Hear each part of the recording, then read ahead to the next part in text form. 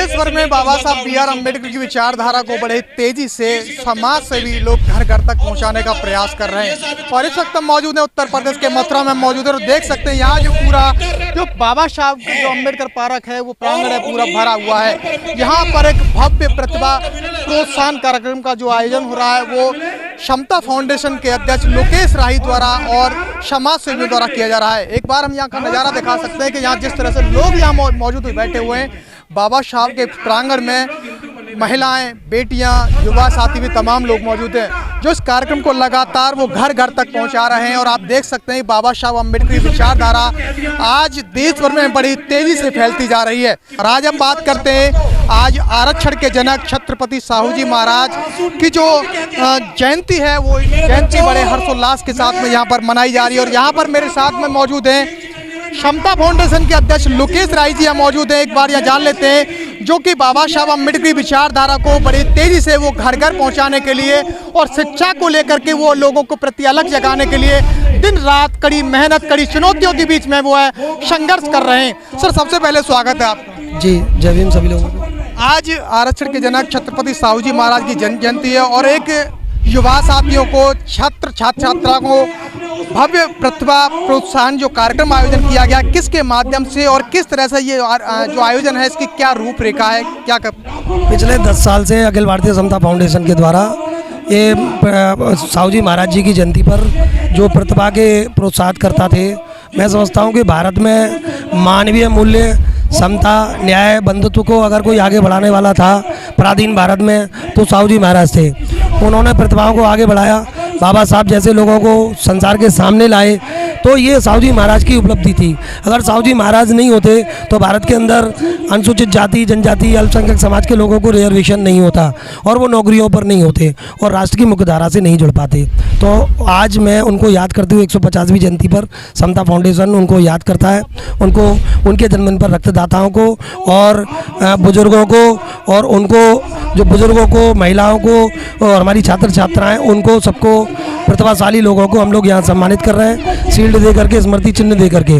और आज के इस कार्यक्रम में मुख्य अतिथि जिला पंचायत राज अधिकारी किरण चौधरी जी रही हैं और हमारे मुख्य वक्ता संस्थापक एडवोकेट बद्री प्रसाद सिंह जी, कोसी से राजेंद्र सिंह जी और हमारे ठाकुर नरेंद्र कुमार नरेंद्र सिंह जी और बहुजन समाज पार्टी के जिला महासचिव ओम प्रकाश बघेल साहब इस कार्यक्रम में मुख्य रूप से शामिल हुए हैं। और शिक्षक संघ के तमाम जातियों के लोग, सभी वर्गों के लोग, सभी एक तरीके से जातियों के लोग यहाँ पर उपस्थित हुए। हमारा मकसद है कि भारत के अंदर उपेक्षित लोग, वंचित लोग भारत के संविधान के तहत राष्ट्र की मुख्यधारा से ही जुड़ सकते हैं और संविधान ही उन्हें जोड़ सकता है। और साहू जी महाराज जैसे लोगों की आवश्यकता है कि वो उनकी सोच को अपनाएं और लोगों को आगे बढ़ाने का भी काम करें, क्योंकि किसी के पास पैसा है, किसी के पास योग्यता है, तो योग्यता के पास साधन नहीं है तो योग्यता को आगे बढ़ाने के लिए साहू जी महाराज की प्रासंगिकता बढ़ जाती है।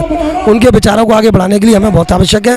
मैं पूरे देश के लोगों से चाहूँगा कि साहू जी महाराज जैसे प्रोत्साहन की बात करने वाले लोग, लोगों आगे बढ़ाने वाले लोग, लोगों की खुश होने वाले लोग, हाथ पकड़ के आगे बढ़ाने वाले लोग आज आवश्यकता है और साहू जी महाराज के बताए मार्ग पर ये सब संभव हो सकता है। कार्यक्रम में कितने लोगों को सम्मानित किया गया, प्रथम, द्वितीय, तृतीय, कौन कौन लोग? इस कार्यक्रम में 150 लोगों को, 150 लोगों को, स्मृति महिलाओं को, बच्चों को, छात्र छात्राओं को, बुजुर्गों को, अतिथियों को स्मृति चिन्ह दे करके उनको स्वागत किया गया है और दुपट्टा उड़ा करके।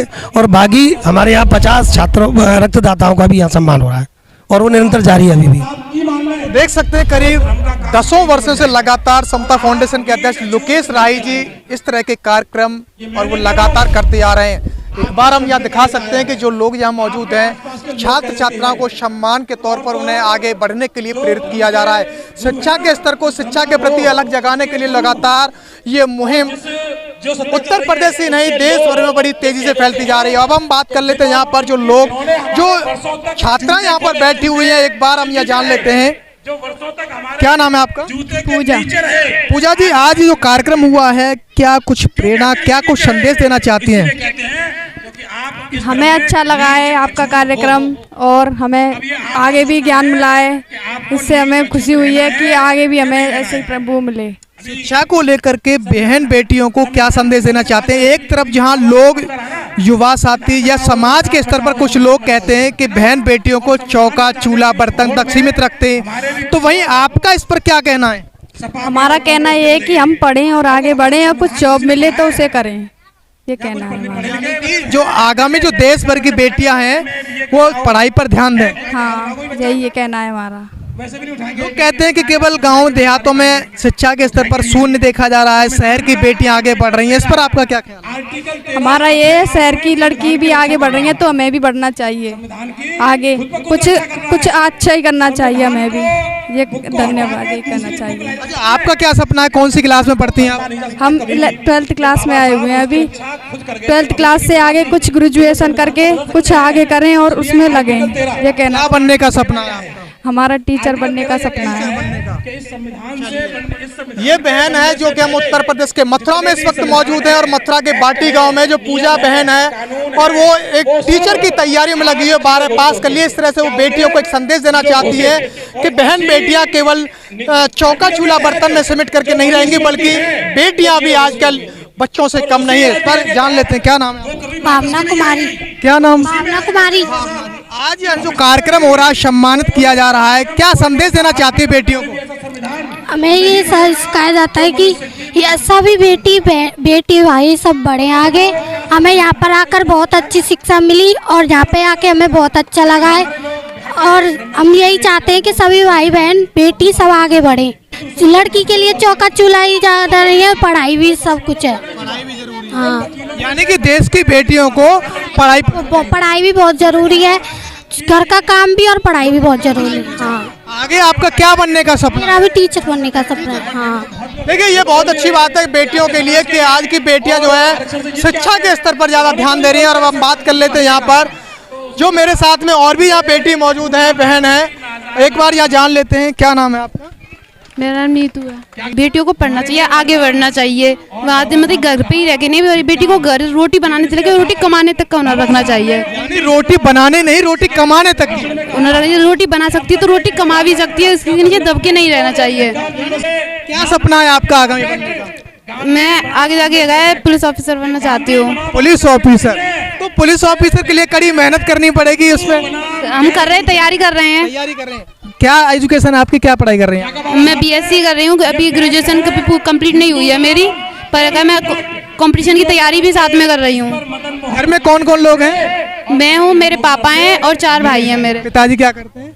मेरे पापा मतलब नल बोरिंग का काम करते हैं, नल बनाते हैं। ठीक है, बात कर ले यहाँ तक जहाँ बाटी गांव की अगर हम बात करें तो जो बहन बैठी हुई है मेरे साथ में, इनका कहना है कि आगामी पुलिस ऑफिसर की तैयारी कर रही हैं और बेटियां किसी बेटों से कम नहीं है।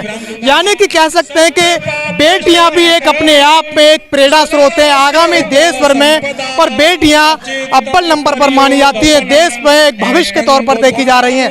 बात कर लेते हैं यहाँ और भी लोग हैं। क्या नाम है आपका? गौरी। गौरी कौन सी क्लास में पढ़ती हैं आप? 11 में आई, 10 पास करी है। अच्छा, पढ़ाई को लेकर के आपका क्या संदेश है बहन बेटियों के प्रति? बाबा साहब को मानती हैं? ये जो सामने तस्वीर है, ये बाबा साहब को जानती हैं आप? हाँ। कैसे जानती है बाबा साहब? इनने संविधान लिखा था हमारा।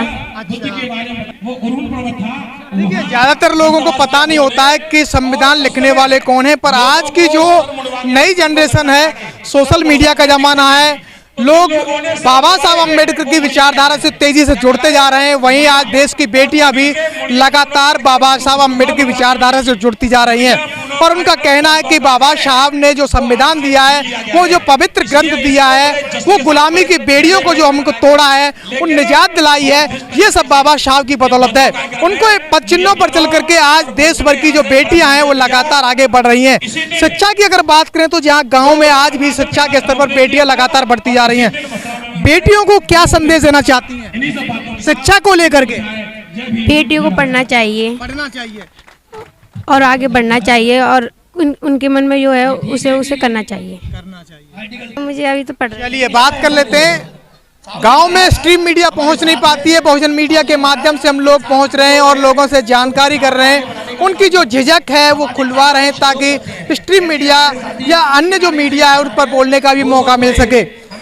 क्या नाम है? चंचल। चंचल जी कौन सी क्लास में पढ़ते हैं आप? अब नहीं पढ़ती मैं। आप नहीं पढ़ते, आप पढ़ती हैं? नहीं तो शादी। चलिए, यहाँ एक बहन खड़ी हुई है जो पीछे, और उस बहन तक पहुंचने की कोशिश करेंगे। इस वक्त हम बाटी गांव की तस्वीर दिखा रहे हैं। देखिए, क्या नाम है बहन जी? मेरा नाम है गुंजन। गुंजन। गुंजन, कौन सी क्लास में पढ़ती हैं आप? 11th में। 11th में। आगामी क्या सपना है आगामी पढ़ने के बाद में? मेरा सपना है कि मैं टीचर बनूं और आगे बच्चों को भी शिक्षा दूं और खुद भी शिक्षा लूं।